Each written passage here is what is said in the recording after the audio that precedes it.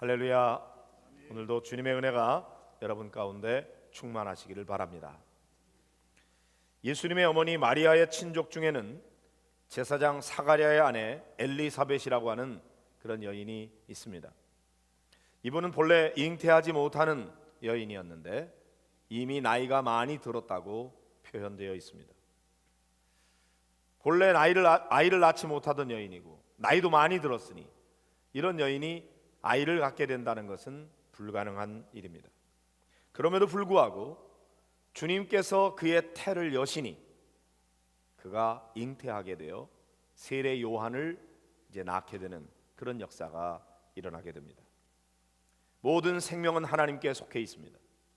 하나님의 역사가 있으면 누구든지 아이를 낳을 수가 있고, 또 하나님께서 그 태의 문을 닫으시면 아무도 아이를 낳을 수 없습니다. 우리가 이 세상에 존재하게 된 것은 모두 하나님의 허락하심이 있었기 때문이죠. 어쩌다가 우연히 이 세상에 존재하게 되는 사람은 단 한 사람도 없습니다. 부모는 계획하지 않았을지 몰라도 하나님의 계획 없이 이 땅에 오는 사람은 없고, 하나님의 섭리와 은총 속에 우리가 이 세상에 온 것은 하나님의 사명이 우리에게 주어져 있기 때문입니다. 그러므로 우리가 이 세상에 사는 동안 나를 이 땅에 보내신 하나님의 목적과 하나님의 뜻을 이루어드리고 하나님을 기쁘게 해드리는 그런 사명을 감당하는 성도들이 되시기를 주의 이름으로 축복합니다. 사명이 있는 한 죽지 않는다는 말도 있습니다. 우리가 이 땅에 살아있는 이유는 사명이 있기 때문에 그 사명을 감당해야 될 줄로 믿습니다. 자, 아이를 낳을 수 없었던 여인 엘리사벳이 하나님에 의해서 아이를 잉태하게 된 지 6째 딸이 되었을 때 천사 가브리엘이 처녀 마리아에게 나타나서 말씀을 전하십니다. 이 마리아는 갈릴리 나사렛이라고 하는 동네에 살고 있는 요셉이라고 하는 사람과 약혼한 사이였어요. 근데 이 마리아에게 전하는 메시지를 들어보시기 바랍니다. 31절부터 33절입니다. 같이 보실까요? 보라, 내가 잉태하여 아들을 낳으리니 그 이름을 예수라 하라.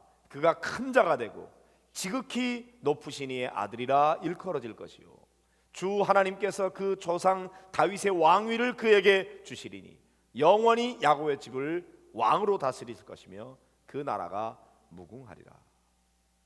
자, 지금 처녀 마리아에게 무슨 말씀합니까?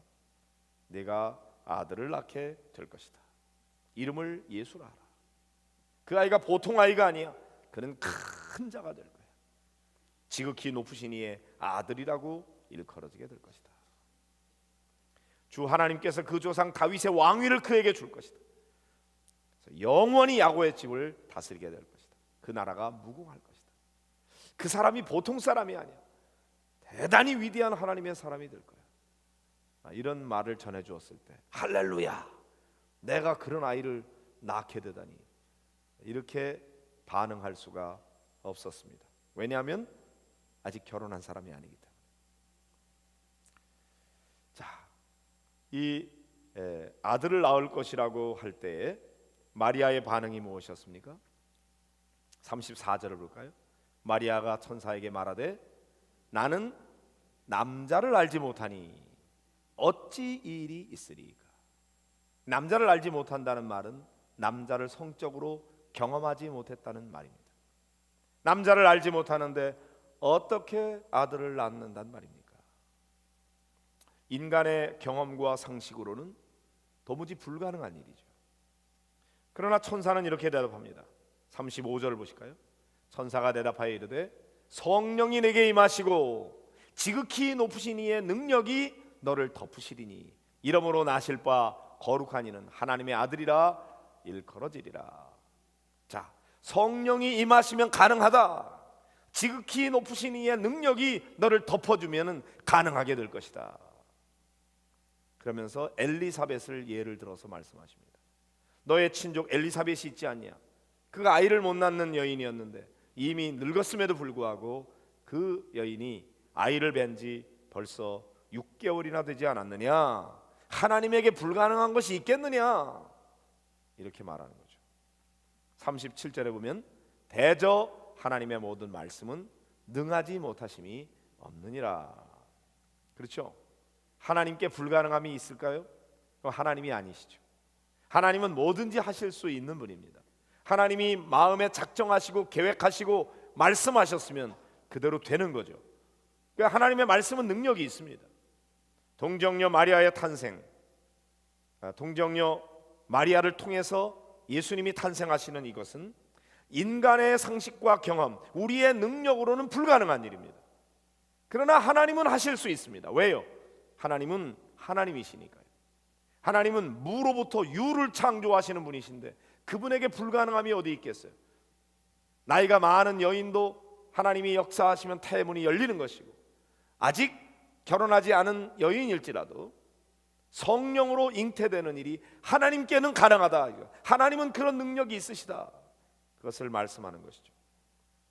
하나님은 인간의 이 능력과 이성의 한계 안에 갇혀 계신 분이 아니에요. 우리가 못한다 그래서 하나님도 못하는 건 아니에요.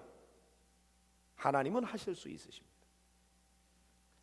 하나님은 인간의 한계를 초월해 계시고 초월적인 능력으로 역사하는 분이신 것입니다.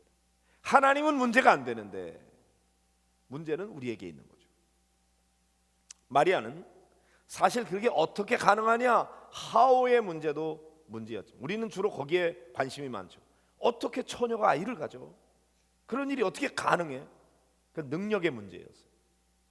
그러나 마리아에게는 단순히 그게 어떻게 가능하냐 하는 문제만이 전부가 아니었습니다.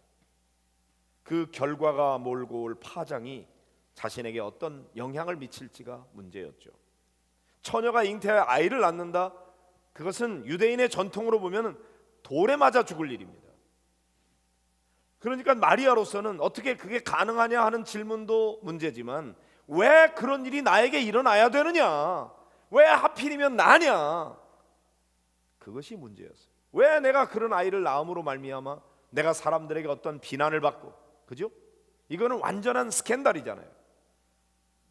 이 마리아와 약혼한 요셉이 이걸 이해할 수 있겠습니까? 나하고 아무런 관계를 가진 적이 없는데 그가 성령으로 잉태됐다고 얘기하면 아 그래? 할렐루야, 그렇게 얘기하겠습니까? 너 어디 가서 무슨 짓을 해놓고 나한테 와서 이딴 소리야? 당장의 파혼을 하자고 선언할 일이 뻔한 노릇이죠. 자, 이런 상황 속에 마리아가 반응하는 것입니다. 저는 여기에서 하나님은 어떤 분이신가, 이것을 묵상해 보고 싶어요. 하나님은 어떤 분이시죠? 하나님은 하나님을 경험하는 삶, 그 7가지 실체를 통해서 우리가 함께 상고해 보고자 합니다. 첫째는 하나님은 항상 우리 주위에서 일하고 계시는 분이다. 하나님은 뒷짐지고 계신 분이 아니고 멀리 떠나가 계신 분이 아니고 우리의 삶에 대해서 무관심한 분이 아니라 하나님은 언제나 우리 주변에서 오늘도 살아계시고 일하시는 하나님이시다. 믿습니까? 두 번째, 그 하나님께서는 우리와 실제적이고 아주 개인적이고 지속적인 관계를 추구하신다. 하나님은 추상적인 분이 아니에요. 그냥 개념 속에서만 계신 분이 아니에요. 하나님은 우리와 실제적 관계를 맺기를 원하세요. 그리고 아주 개인적인 관계를 맺기를 원하십니다. 단체로 만나는 게 아니에요. person to person으로 개인적 관계를 추구하고 계시고, 그 관계가 잠깐 있다가 끝나는 것이 아니라 지속적인 관계가 계속되기를 추구하시는 분이십니다. 믿습니까? 세 번째, 하나님은 우리가 그분의 일에 참여하도록 우리를 초청하신다. 하나님 혼자 룰루랄라 일하시는 분이 아니에요. 하나님은 하나님의 일에 우리를 초청하세요. 우리와 함께 일하기를 원하시고 우리를 통해서 일하기를 원하시는 분이에요. 그게 하나님이에요. 그래서 당신의 일에 우리를 초대하시죠. 네 번째, 하나님은 하나님 자신과 자신의 목적과 길을 보여주기 위하여 성령님에 의해서 성경, 기도, 환경, 교회를 통해서 또는 사람들을 통해서 하나님은 오늘도 끊임없이 우리에게 말씀하신다. 여러분, 하나님은 하나님의 일을 하시기 위해서 우리에게 말씀하십니다. 당신의 일에 우리를 끌어들이시고 우리와 함께 일하기를 원하시는데, 성령님을 의해서 때로는 성경을 통해서 말씀하시고, 때로는 기도를 통해서도 말씀하시고, 때로는 설교를 통해서, 성경을 통해서, 교회를 통해서, 어떤 사람들을 통해서, 때로는 환경을 통해서 말씀하세요. 그런데 우리가 그것이 하나님이 우리에게 말씀하시는지를 못 알아들어요. 우리가 귀가 어두워요. 하나님이 말씀을 안 하시기 때문에 못 듣는 것이 아니라 그것이 하나님이 우리에게 말을 걸어오시는 것이라고 우리가 모르기 때문이죠. 다양한 방법으로 하나님은 끊임없이 말씀하시면서 하나님의 일을 우리에게 말씀하십니다. 말씀하시는 하나님이죠. 다섯 번째, 하나님의 부르심은 항상 우리를 믿음의 갈등으로 몰아넣습니다. 그리고 결단과 그에 따른 행동을 요구한다는 거죠. 하나님이 우리에게 말씀하시면 우리가 아멘, 할렐루야, 알겠습니다, 그렇게 하죠, 이렇게 순종해야 되는데 그러기가 어려워요.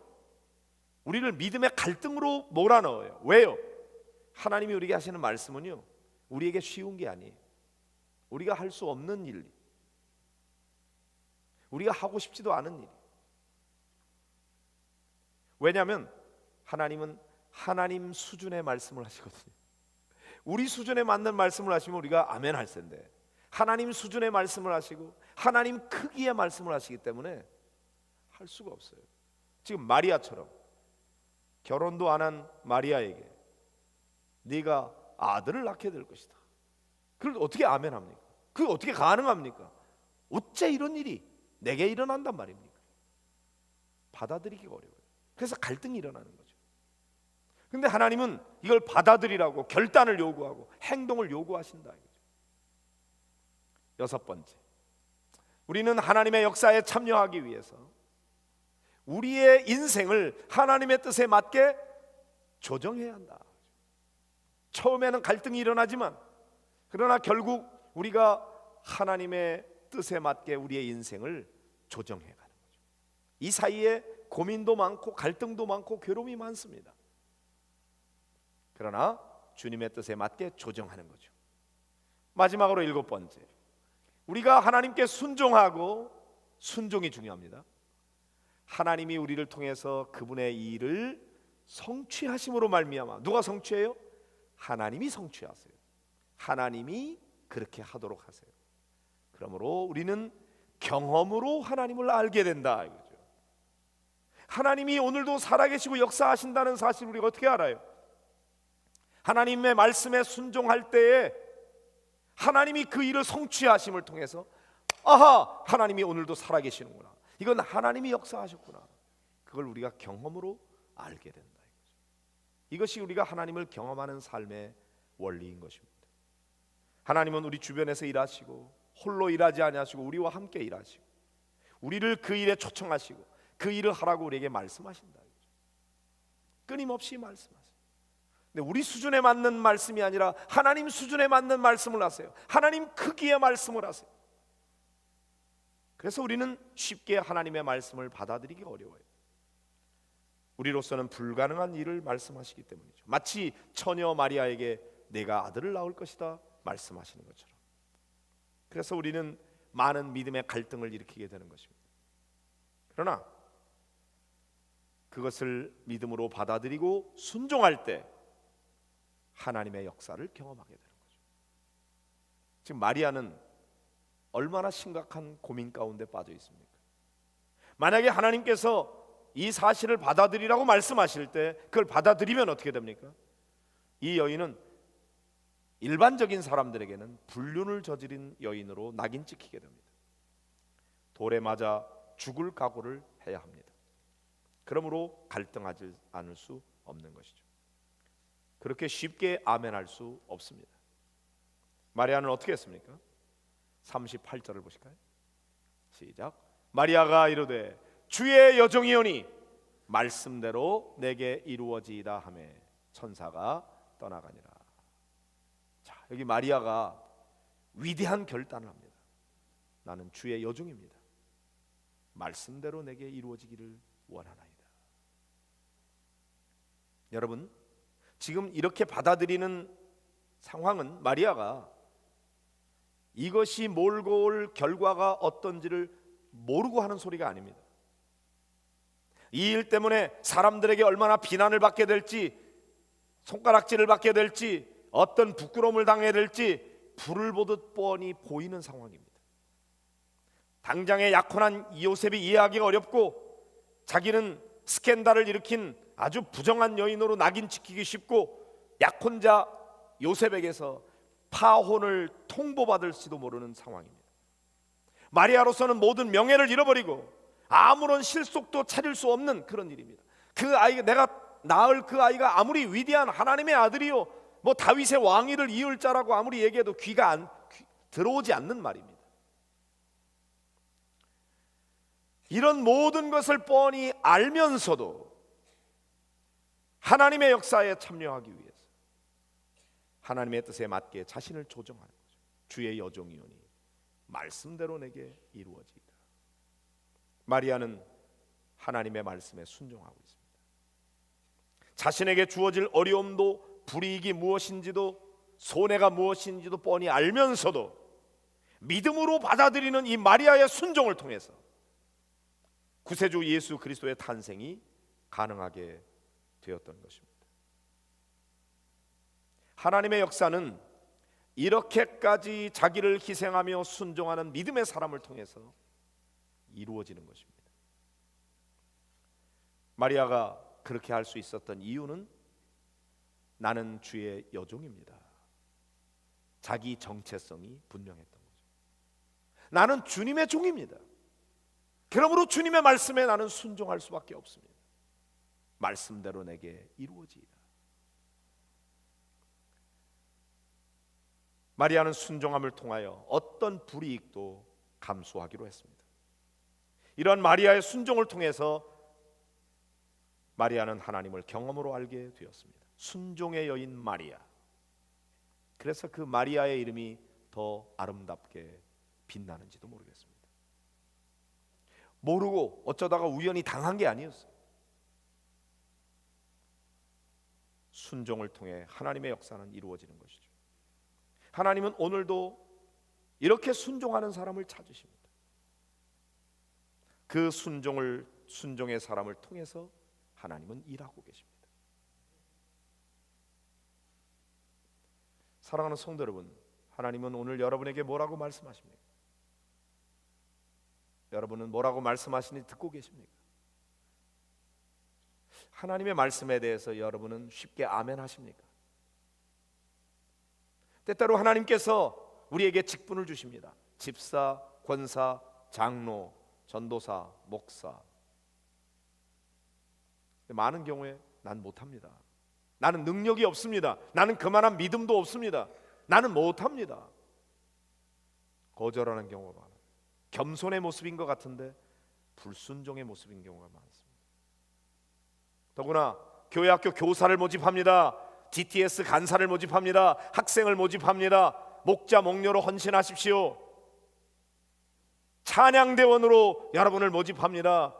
중보기도자를 모집합니다. 전도대원을 모집합니다. 수많은 음성이 여러분에게 들려지고 있습니다. 이와 같은 일을 위하여 여러분 시간을 내십시오. 여러분의 열정을 내십시오. 여러분에게 주신 재능을 바치십시오. 물질을 바치십시오. 이 일에 여러분을 초청합니다. 하나님께서 말씀하고 계십니다. 그러나 많은 성도들이 난 못합니다. 난 시간이 없습니다. 난 그만한 믿음도 없습니다. 나는 능력도 없습니다. 난 그렇게 하고 싶지 않습니다. 난 너무 깊이 빠지고 싶지 않습니다. 하나님 나한테 왜 이러십니까? 이러지 마세요. 좋은 말로 할 때 하나님이 우리에게 말씀하시는 말씀에 대해서 얼마나 많이 거절당하고 있는지 모릅니다. 우리는 너무나 쉽게 못한다고 그럽니다. 그러나 하나님은 오늘 순종의 사람을 찾고 계십니다. 누가 나를 위하여 시간을 낼 것인가? 누가 자기의 열정을 바칠 것인가? 내가 그에게 준 능력을 누가 사용할 것인가? 내가 그들에게 준 물질을 누가 내놓을 것인가? 하나님은 기다리고 계십니다. 많은 경우에 우리는 how? 어떻게 그런 일이 가능합니까? 나는 아직 결혼하지 않은 사람인데, 나는 남자를 알지 못하는데 어째 이런 일이 가능합니까?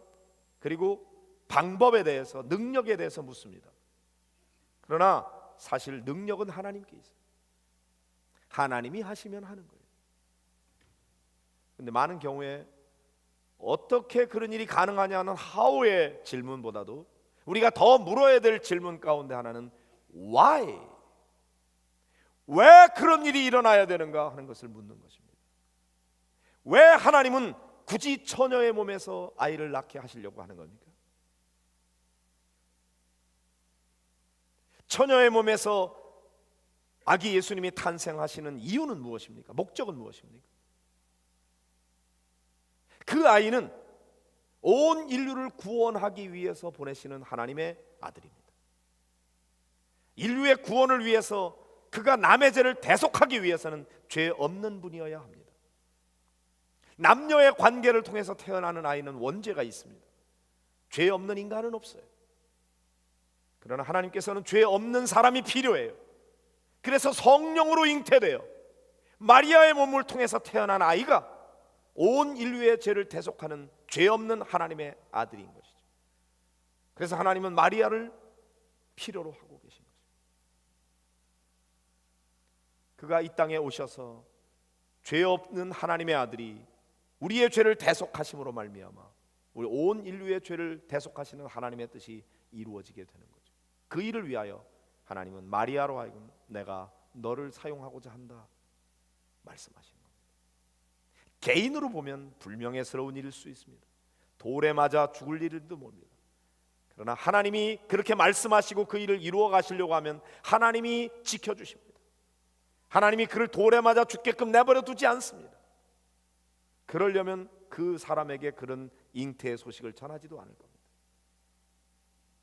하나님은 헤롯이 아무리 예수님을 죽이고자 했어도 죽이지 못하게 막아주셨어요. 애국으로 피신하게 하셨고 그가 죽고 난 다음에 돌아오게 하셨고 잘 자라서 하나님의 역사를 이루게 하셨어요. 다만 마리아와 같은 순종의 여인을 필요로 하는 거죠. 어떻게 그게 가능하냐? 그건 하나님께 있어요. 우리는 몰라요. 그건 하나님의 능력이에요. 다만 왜 그렇게 하시려고 하시는가? 아, 그렇구나. 인류의 죄를 대속하기 위해서 죄 없이 태어나는 성령으로 잉태된 아이가 필요하구나. 나는 주의 여종입니다. 말씀대로 내게 이루어지이다. 마리아가 받아들임으로 하나님의 역사가 이루어지는 거죠. 오늘도 하나님께서 여러분에게 말씀하실 때 어떻게 그렇게 할 수 있습니까? how의 문제만 묻지 말고 왜 그렇게 해야 되나요? 거기에 의미가 뭐죠? 목적이 뭐죠? 하나님이 그것을 통해서 이루려고 하는 계획이 무엇입니까? 그 이유가 중요한 거죠. 그리고 우리는 스스로 나는 주의 종입니다. 나는 하나님의 사람입니다.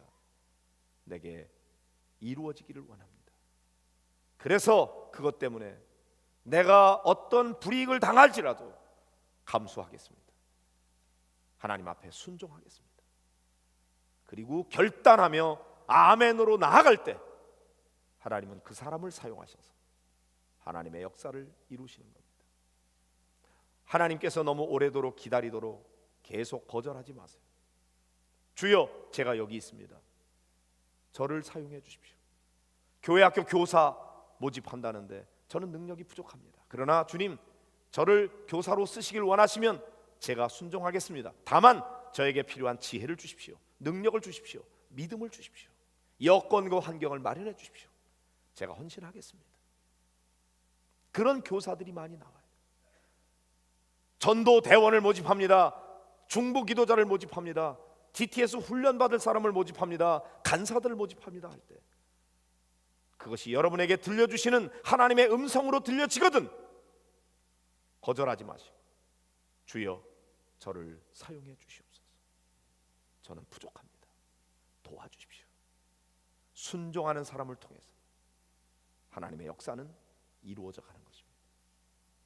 오늘도 하나님은 그런 사람을 찾고 계십니다. 기다리고 계십니다. 여러분의 마음의 문을 두드리고 계십니다. 하나님을 너무 오래 기다리도록 내버려 두지 마세요. 하나님의 두드리는 손을 부끄럽게 만들지 마세요. 하나님 앞에 아멘. 그럼에도 불구하고 순종함을 통해서 하나님의 위대한 역사에 쓰임받고 그 결과가 우리 하나님 앞에 영광이 되는 우리 모든 성도들이 되시기를 주의 이름으로 축복합니다.